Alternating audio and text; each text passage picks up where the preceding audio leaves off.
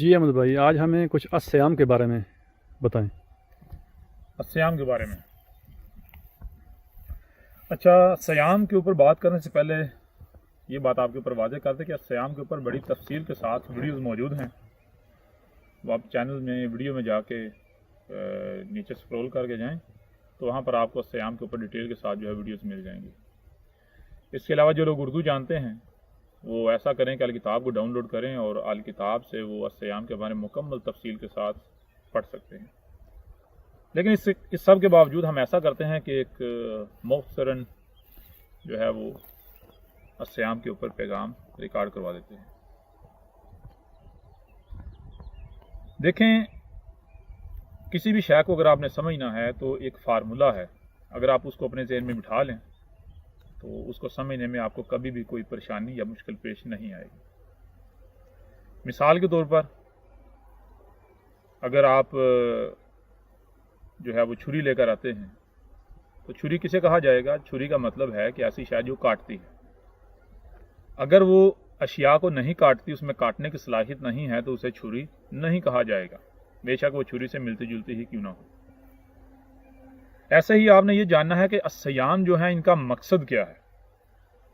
جب تک آپ کو الصیام کے مقصد کا نہیں پتا ہوگا تب تک آپ یہ نہیں جان سکتے کہ الصیام کیا ہے۔ تو الصیام کا مقصد کیا ہے، ہم اس کو دو پہلو سے آپ کے سامنے رکھتے ہیں۔ ایک پہلو ہے، جیسا کہ آپ جانتے ہیں، الصیام کے لیے ایک پورا مہینہ ہے جسے رمضان کہا جاتا ہے۔ رمضان کے آخر پر یعنی جب الصیام مکمل ہوتے ہیں تو الصیام کے بعد آتی ہے عید الفطر۔ عید الفطر آتی ہے الصیام کے بعد۔ اگر آپ نے یہ جان لیا کہ عید الفطر کیا ہے تو آپ کو خود بخود یہ واضح ہو جائے گا کہ الصیام کیا ہے۔ تو ہم ایسا کرتے ہیں، پہلے جانتے ہیں الصیام کی منزل یعنی عید الفطر کو۔ تو عید لفظ عین دال یعنی آدھا سے بنا ہے اور اسی سے عدد ہے یعنی عدد، جس کو آپ کاؤنٹنگ کہتے ہیں۔ عید کا معنی ہے کہ آپ ایک مقام پر تھے، وہاں سے آپ پھسل گئے، واپس اسی مقام پر آ جائیں، یعنی عید کہتے ہیں جہاں سے آپ نے سفر شروع کیا، جہاں سے آپ ہٹ گئے، واپس اسی مقام کے اوپر آ جانا، اسے کہتے ہیں عید۔ اب الصیام کے بارے میں یہ کہا جا رہا ہے کہ الصیام ایسا عمل ہے، ایسا فعل ہے جس کے کرنے سے آپ جہاں سے ہٹ گئے تھے واپس وہیں پر آ جاتے ہیں۔ اب سوال یہ پیدا ہوتا ہے کہ وہ مقام کون سا ہے، وہ مقام کیا ہے جہاں سے آپ ہٹ گئے تھے اور الصیام کے ذریعے آپ واپس اس مقام پر آ سکتے ہیں۔ اور وہ آگے آ جاتا ہے لفظ الفطر یعنی عید الفطر۔ الفطر وہ مقام ہے، وہ نقطہ ہے، وہ پوائنٹ ہے جہاں پر آپ کبھی تھے، آج جب وہاں پر نہیں ہیں، وہاں سے ہٹ چکے ہیں، واپس اسی نقطے پر آنے کے لیے رب نے آپ کو جو فارمولہ، جو طریقہ بتایا ہے وہ ہے الصیام۔ اب الفطر کیا ہے؟ الفطر جو کہ فاترہ سے ہے، فاترہ کہتے ہیں کہ رب نے جس شے کو جس طرح جیسا جس مقام پر تخلیق کیا، یعنی کہ خالصتاً رب کی تخلیق، ٹھیک ہے، جس میں کسی بھی قسم کی کسی کی کوئی مداخلت نہ ہو، کوئی ملاوٹ نہ ہو۔ اور اسے اور اگر ہم آسان کریں تو فطر کہتے ہیں فطرت کو، نیچر کو۔ یعنی الصیام کیا ہے؟ الصیام وہ فارمولہ ہے، وہ طریقہ ہے جس کے اوپر عمل کرنے سے، جس کو اپنانے سے آپ واپس فطرت پر آ جاتے ہیں، آپ واپس ویسے بن جاتے ہیں جیسا آپ کو رب نے تخلیق کیا تھا، پہلے تخلیق کیا تھا۔ ٹھیک ہے جی۔ اب سوال یہ پیدا ہوتا ہے کہ جس کو بھی یا جن کو الصیام کہا جاتا ہے، کیا ان کے کرنے سے آپ واپس فطرت پر آتے ہیں؟ اگر تو آپ واپس پلٹ کر فطرت پر آتے ہیں، بالکل ویسے بنتے ہیں جیسا رب نے آپ کو تخلیق کیا تھا تو وہ الصیام ہے۔ اگر آپ ویسے نہیں بنتے تو پھر وہ الصیام نہیں ہے۔ ٹھیک ہے جی؟ جی بالکل۔ ایک پہلو سے ہم نے آپ کے اوپر واضح کیا کہ الصیام کیا ہے۔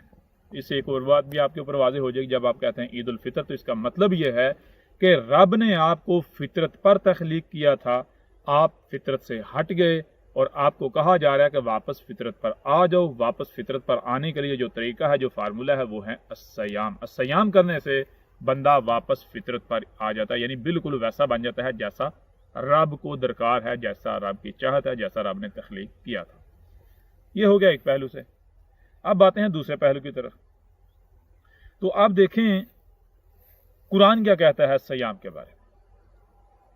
قرآن الصیام کے بارے میں کہتا ہے کہ کتب علیکم الصیام کما کتب علی الذین من قبلکم لعلکم تتقون۔ اس آیت میں دو باتیں بتائی گئیں۔ پہلی بات تو یہ ہے کہ جب الصیام جو ہے وہ کتب ہے تمہارے اوپر، تو تم نے کیا کرنا ہے؟ الصیام کرنے ہیں۔ اور کس طرح تمہارے اوپر صیام کتب ہے؟ بالکل اس طرح جیسے تم سے پہلے والے پر کتب تھے۔ اور الصیام کا مقصد کیا بتایا اس آیت میں؟ الصیام کا مقصد یہ بتایا کہ الصیام کے اوپر ہم نے تقوی رکھ دیا ہے۔ جب تم الصیام کرو گے تو تمہیں تقوی حاصل ہو جائے گا، تم متقی بن جاؤ گے۔ یعنی الصیام کے بغیر آپ کو تقوی حاصل نہیں ہو سکتا، آپ متقی نہیں بن سکتے۔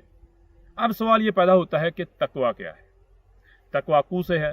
کو کسے کہتے ہیں؟ اس کو آپ چھوٹی سی ایک مثال سے سمجھ لیں۔ مثال کے طور پر ایک مشین ہے، اور اس مشین کا ایک پرزہ مشین سے باہر پڑا ہوا ہے۔ وہ باہر اس وجہ سے پڑا ہوا ہے کہ کیونکہ مشین اس پرزے کو قبول نہیں کر رہی۔ اب میں آپ سے سوال کرتا ہوں کہ مشین پرزے کو قبول کیوں نہیں کرے گی؟ تو اس کا جواب بالکل واضح ہے کہ اگر پرزہ بالکل ویسا ہو جیسا مشین میں درکار ہے تو مشین اسے کیوں نہیں قبول کرے گی؟ مشین تو اسے فوری قبول کرے گی۔ اگر مشین پرزے کو قبول نہیں کر رہی تو اس کا مطلب بالکل واضح ہے کہ پرزہ بالکل ویسا نہیں ہے جیسا مشین میں درکار ہے۔ اب تقوی کہتے ہیں پرزے کی تراش خراش کر کے اس میں جو تبدیلی درکار ہے وہ تبدیلی کر کے اس کو ویسا بنا دینا جیسا مشین میں درکار ہے۔ جب ویسا بن جائے گا تو پھر کیا ہوگا؟ مشین اس پرزے کو قبول کر لے گی۔ یعنی تقوی کہتے ہیں تراش خراش کر کے اپنے اندر جو تبدیلی چاہیے، جو تبدیلی درکار ہے، وہ تبدیلی کر کے اپنے آپ کو بالکل ویسا بنا لینا جیسا کہ آپ رب کو درکار ہے۔ تو اب غور کیجئے گا، جب ایک پرزہ جو ہے مشین سے باہر پڑا، جب اس کی تراش خراش کر کے اس کو بالکل ویسا بنا دیا جائے گا جیسا مشین میں درکار ہے، اور مشین اسے قبول کر لے گی، تو کیا اس کے بعد پرزے کو کسی قسم کی کوئی فکر ہوگی کہ میں کیوں وجود میں لایا گیا، میں نے کیا کرنا ہے، میں نے کیا نہیں کرنا، کب کرنا ہے، کتنا کرنا ہے؟ کیا کسی بھی قسم کی فکر پرزے کو ہوگی؟ پرزے کو پر رہ جاتی ہے؟ تو اس کا سوال بالکل واضح ہے کہ نہیں۔ جب پرزہ جب تک مشین سے باہر پڑا ہے، جب تک مشین اسے قبول نہیں کر رہی، تب تک پرزے کو فکر ہوگی کہ میں یہاں کیوں ہوں، میرا مقصد کیا ہے، میں کس مقصد کے لیے تخلیق کیا گیا ہوں، وہ مقصد پورا کیسا ہوگا۔ لیکن اگر پرزہ مشین میں جو اس کا مقام ہے وہاں فٹ ہو جاتا ہے تو پھر وہ تمام تر سوچیں، فکریں، تمام تر ذمہ داری مشین کے اوپر عائد ہو جائے گی۔ یعنی پرزے کی رہنمائی کرنا مشین کی ذمہ داری بن جائے گی۔ اس کے بعد پرزے کو کسی قسم کی فکر، ٹینشن کی، سوچنے کی کوئی ضرورت نہیں ہے کہ میں کیوں وجود میں لایا گیا۔ مشین جب چاہے گی، جتنا چاہے گی اس سے کام لے گی۔ پھر آپ کے اوپر یہ بات بھی واضح ہو جاتی ہے کہ جب پرزہ مشین میں اپنے مقام پر فٹ ہو جاتا ہے تو پھر پرزہ کوئی بھی عمل کرتا ہے تو وہ عمل پرزے کا نہیں ہوگا، بلکہ وہ عمل مشین کا عمل ہوگا۔ ٹھیک ہے نا؟ بالکل عین اسی طرح جب آپ الصیام کرتے ہیں، یا صیام وہ طریقہ ہے، وہ فارمولہ ہے، وہ پروسیس ہے جس میں آپ اپنے آپ کو ڈالیں گے تو آپ کی تراش خراش ہو کر آپ بالکل ویسے بن جائیں گے جیسے آپ رب کو درکار ہیں۔ جب آپ ویسے بن جائیں گے تو پھر نہ صرف رب آپ کو قبول کر لے گا مشین کی طرح جیسے مشین پرزے کو قبول کرتی ہے، بلکہ اس کے بعد آپ نے کیا کرنا ہے، کیا نہیں کرنا، کب کرنا ہے، کب نہیں کرنا، آپ تمام تر فکروں سے، پریشانیوں سے آزاد ہو جائیں گے۔ اس کے بعد آپ کا ہر عمل رب کا عمل ہوگا۔ آپ کو کسی بھی قسم کی کوئی سوچ، کوئی فکر، کوئی خوف اور غم لاحق نہیں رہے گا۔ آپ تمام تر فکروں سے، سوچوں سے، غم اور خوف سے آزاد ہو جائیں گے۔ اب ایک چیز آپ کے اوپر واضح ہوتی ہے، وہ یہ ہے کہ تقوی آتا ہے الصیام کے ذریعے۔ یعنی الصیام ایسا عمل ہے، ایسا فعل ہے جس کے کرنے سے بندے کی تراش خراش ہو کے بندہ بالکل ویسا بن جاتا ہے جیسا رب نے تخلیق کیا تھا۔ جب ایسا بن جاتا ہے تو پھر نہ صرف رب اسے قبول کر لیتا ہے بلکہ اس کے بعد وہ تمام تر فکروں سے آزاد ہو جاتا ہے۔ اس کا ہر عمل رب کا عمل بن جاتا ہے۔ بلکہ آپ کے اوپر یہ بات بھی بالکل کھل کر واضح ہو جاتی ہے کہ تقوی آنے سے، یعنی الصیام کے کرنے سے تقوی آنے سے کیا ہوتا ہے रहनुमाई जो है वो रब करना शुरू हो जाता है। बिल्कुल इस तरह की रहनुमाई जैसे कि अंधे का हाथ पकड़कर उसके साथ चला जाता है। जैसे मशीन, जब पुर्जा मशीन में फिट हो जाता है तो पुर्जे की रहनुमाई करती है, पुर्जे को चलाती है। बिल्कुल ऐसे ही जब आप सियाम करके मुत्तकी बन जाते हैं तो रब आपकी रहनुमाई करता है। ठीक है जी। अब यही चीज आप कुरान में देखें। कुरान के शुरू में सूरह अल बकरा है। सूरह अल बकरा में क्या कहा? अलिफ लाम मीम ज़ालिकल किताबु ला रैबा फीही हुदल लिल मुत्तकीन। कहा गया अलिफ लाम मीम ये नहीं, अलिफ लाम मीम वो अल किताब है। सबसे पहली बात तो ये है कि आप देखें कि अल किताब किसे कहते हैं। आज तक अल किताब किसे समझा जाता रहा। आपके जो सामने किताब मौजूद है वो अल किताब नहीं है, बल्कि वो अल कुरान है। वो कुरान है, हाज़ल कुरान। कुरान का मतलब क्या है? कुरान करा से है, करा कहते हैं पढ़ने को। कुरान का मानी है कि वो इल्म जो कहीं से पढ़ा गया है, कहीं से हासिल किया गया है। अल किताब तो कहते हैं उसे जो इल्म का सोर्स है, इल्म का अव्वल माखज है। तो इल्म का अव्वल माखज क्या है? ठीक है, जहां पर वो इल्म मौजूद है, जहां पर इल्म मौजूद है वो है अल किताब। जो इल्म का अव्वल सोर्स है वो है अल किताब। तो आप गौर करें, किसी किस्म के इल्म को ले लें, उस इल्म का जो अव्वल सोर्स है वो बताएं, क्या वो ये कुरान है या फिर ये कायनात? तो आपके ऊपर ये बात बिल्कुल खुलकर वाज़ेह हो जाएगी कि अल किताब ये कुरान नहीं बल्कि ये कायनात है। मिसाल के तौर पर दरख्त कैसे वजूद में आए? ये अगर कहीं पर लिखा हुआ है तो वो इल्म अव्वल सोर्स नहीं है, वो असल माखज नहीं है, वो बुनियाद नहीं है कि जहां से वो इल्म अखज किया जा रहा है, बल्कि वो वहां पर भी इल्म कहीं और से आया है। जहां से वो इल्म आया है वो है अल किताब। तो दरख्त के बारे में सबसे पहले इल्म कहां से आया? दरख्त का अव्वल सोर्स, दरख्त के बारे में इल्म का अव्वल सोर्स क्या है, बुनियाद क्या है, बुनियादी माखज क्या है? तो आपको पर बिल्कुल ये बात वाज़ेह हो जाएगी कि दरख्त के बारे में जो दरख्त के इल्म का अव्वल सोर्स है, बुनियादी सोर्स है, बुनियादी माखज है, अव्वल माखज है, वो है यही आसमान और ज़मीन, ये कायनात। फिर इसी के अलावा आप कुरान में उठा के देखें, कुरान में कहा गया कि अलिफ लाम मीम को क्या कहा गया, ये भी आपको पर वाज़ेह हो जाएगा। और अल किताब के बारे में क्या कहा गया कि आसमान और ज़मीन में जो कुछ भी है ये अल किताब की आयात हैं। ये पहाड़, ये समंदर, ये चरिंद परिंद, ये मखलूकात, ये क्या हैं? ये दरख्त, ये अल किताब की आयात हैं। जब ये सब अल किताब की आए हैं तो अल किताब क्या हुई? अल किताब तो बिल्कुल खुलकर वाज़ेह होता है, ये कायनात। फिर जब आप आगे सूरह अल इमरान में जाएं तो वहां क्या है? वहां है अलिफ लाम मीम अल्लाहु ला इलाहा, यानी अलिफ लाम मीम क्या है? अलिफ लाम मीम अल्लाह है। अलिफ लाम मीम क्या है? अलिफ लाम मीम अल्लाह है। सूरह अल बकरा में क्या कहा जा रहा है? अलिफ लाम मीम ज़ालिकल किताब। आपके सामने दो किताबें हैं, एक कुरान है, दूसरी ये अल किताब है, कायनात। यानी आपके सामने इल्म के दो सोर्स हैं, एक जो कि औरात के ऊपर लिखा हुआ है।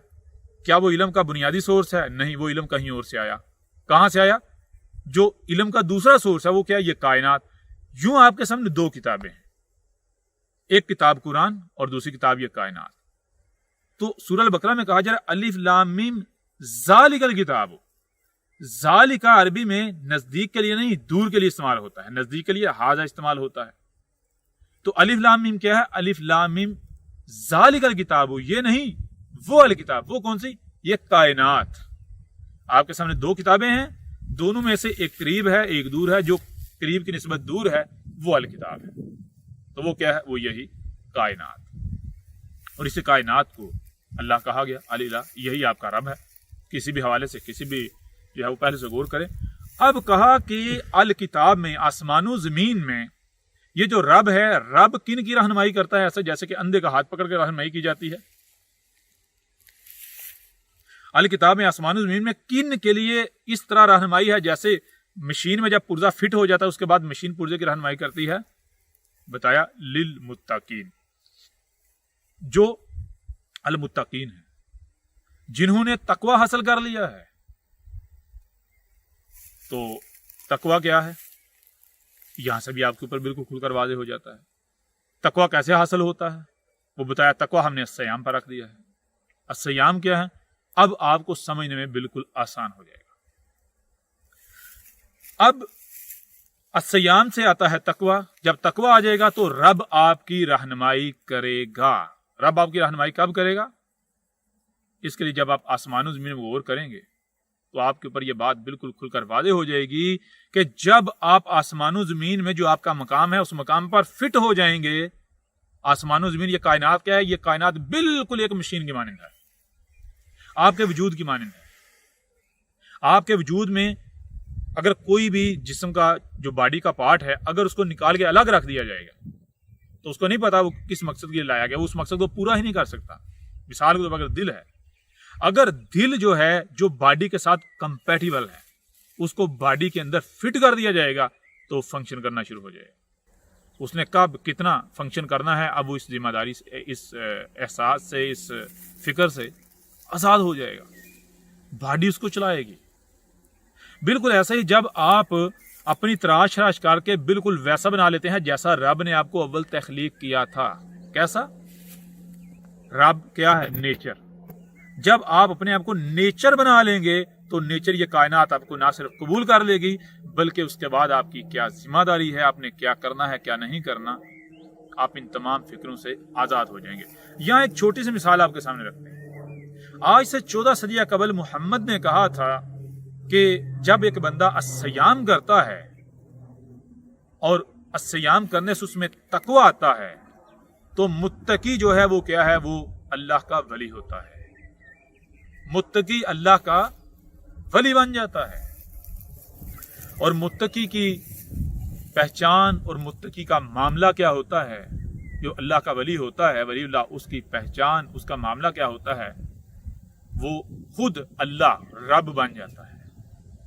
ये हाथ जो मुत्तकी होता है उसके हाथ रब के, अल्लाह के हाथ बन जाते हैं। अल्लाह इन हाथों से काम करता है। ये आंखें जो मुत्तकी की आंखें हैं ये आंखें अल्लाह की आंखें बन जाती हैं। अल्लाह इन आंखों से देखता है। ये कान जो मुत्तकी होता है, मुत्तकी के कान अल्लाह के कान बन जाते हैं। अल्लाह इन कानों से सुनता है।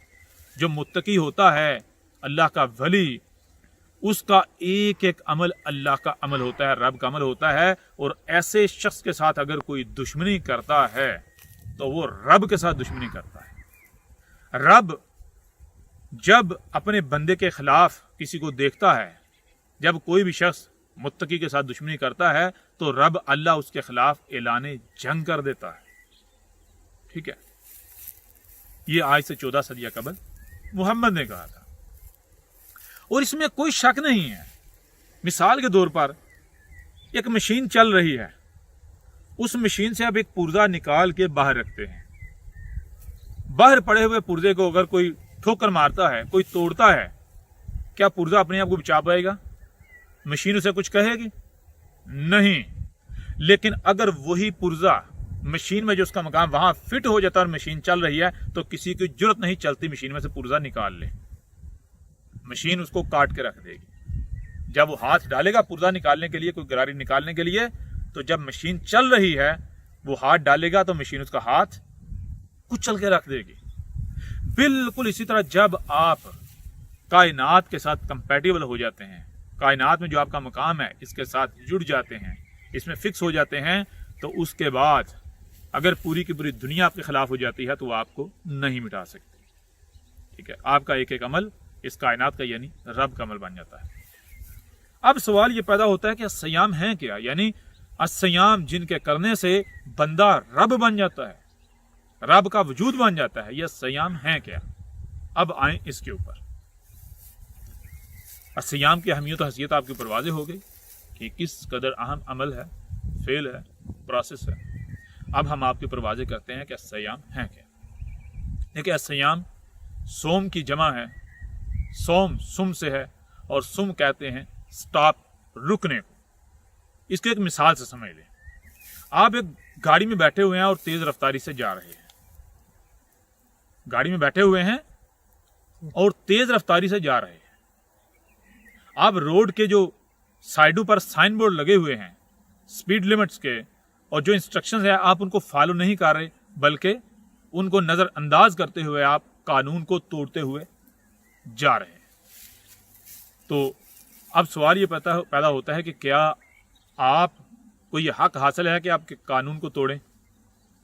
नहीं, आपने कानून को फॉलो करना है। कैसे करना है? जब आप इस सूरत में जा रहे होते तो आपको कहा जाए stop stop, brake brake brake brake brake, brake लगाओ, ब्रेक लगाओ, फुल ब्रेक लगाओ। जब आप फुल ब्रेक लगाएं तो फिर आपको कहा जाएगा कि देखो रोड के ऊपर ये जो साइंस है इनको फॉलो करते हुए तुमने आगे बढ़ना है। आपको एक एक साइन बोर्ड के बारे में बताया जाएगा।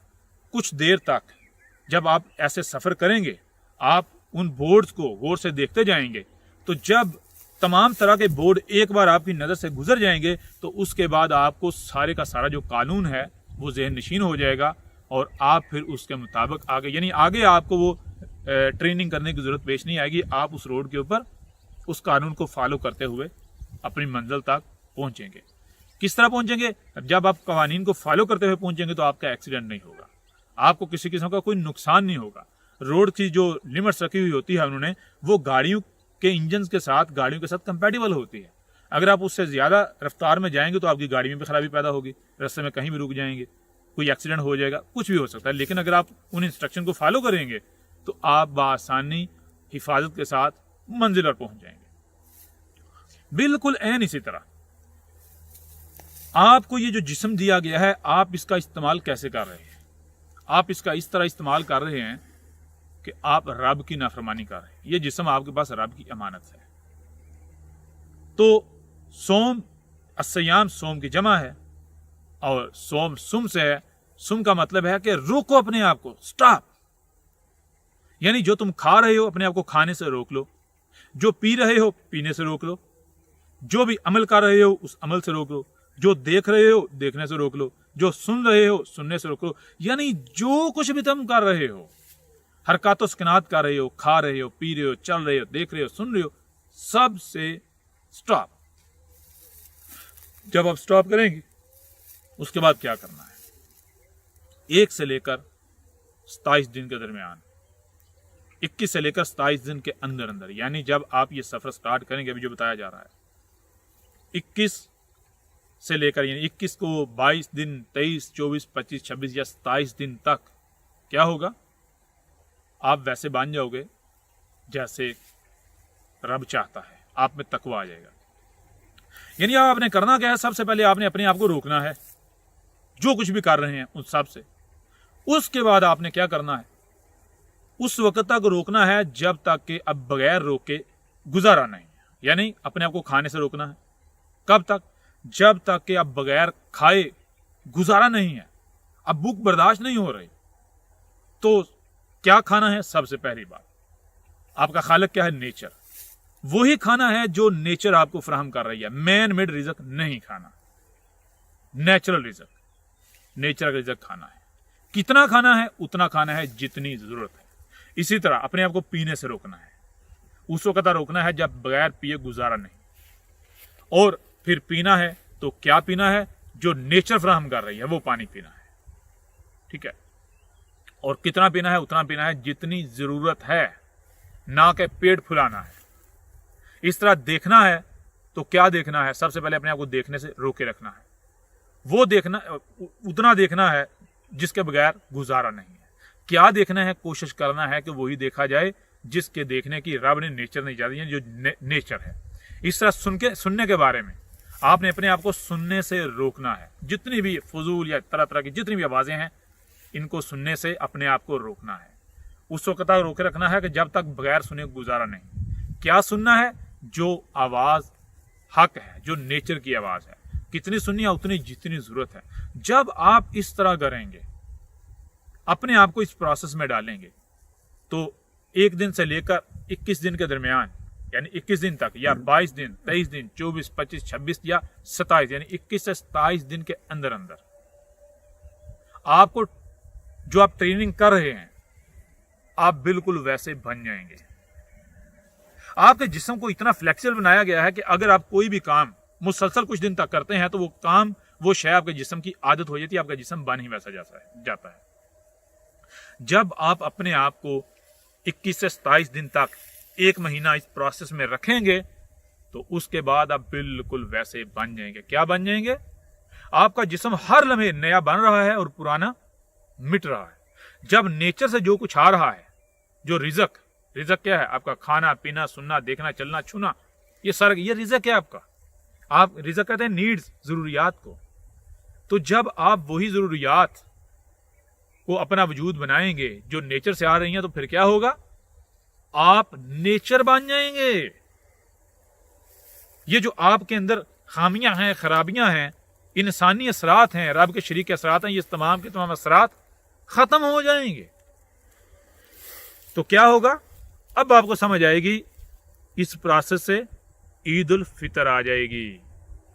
جیسا آپ کو پہلے رب نے تخلیق کیا تھا، اب واپس ویسے بن جائیں گے. عید الفطر، آپ جہاں سے پھسلے تھے آپ واپس وہیں آ جائیں گے. آپ میں کیا آ جائے گا؟ تقویٰ، یعنی آپ کی تراش خراش ہو کر بالکل ویسے بن جائیں گے جیسے رب کی چاہت ہے، جیسا آپ کو رب نے اول تخلیق کیا تھا. تو جب آپ ویسے بن جائیں گے تو اس کے بعد کیا ہوگا؟ یہ کائنات، یہ جو رب ہے آپ کا، یہ آپ کو جیسے آپ کے باڈی کے پارٹس ہیں، باڈی کے اپنے پارٹس کی طرح، اپنے پارٹ کی طرح، اپنے وجود کی طرح آپ کو قبول کرے گا، اپنا وجود بنائے گا. اور اس کے بعد آپ تمام تر فکروں سے، پریشانیوں سے آزاد ہو جائیں گے. آپ رب بن جائیں گے. آپ کا ایک ایک عمل رب کا عمل ہوگا. آپ کے ساتھ دشمنی رب کے ساتھ دشمنی ہوگی. پھر اگر ایک طرف پوری کی پوری دنیا ہو جائے، وہ آپ کو مٹانا چاہے، وہ کامیاب نہیں ہو سکے گی. کیوں؟ کیونکہ وہ دشمنی ظاہر میں 5-6 فٹ کے بشر کے ساتھ نہیں ہوگی، بلکہ وہ دشمنی رب کے ساتھ ہوگی. آپ رب کا وجود ہوں گے. ذرا غور کریں، آپ کا جو وجود ہے، آپ کے وجود کا کوئی بھی حصہ ہے، ہاتھ ہے، آپ کیا ان ہاتھوں کو تکلیف پہنچنے دیں گے؟ کسی کو کاٹنے دیں گے؟ نہیں. کیوں؟ کیونکہ اگر کوئی ان کو تکلیف پہنچاتا ہے، وہ تکلیف ان ہاتھوں کی تکلیف نہیں، بلکہ وہ تکلیف آپ کی تکلیف ہے. بالکل ایسے ہی جب آپ رب کا وجود بن جاتے ہیں صیام کرنے سے، تقویٰ آنے سے، تو پھر آپ رب کا وجود ہیں. آپ کے ساتھ دشمنی، رب کے ساتھ دشمنی. آپ کی تکلیف، رب کی تکلیف. آپ کا ایک ایک عمل، رب کا عمل. یہ ہے الصیام. یہ ہے الصیام کا مقصد. یہ الصیام سے حاصل ہوتا ہے.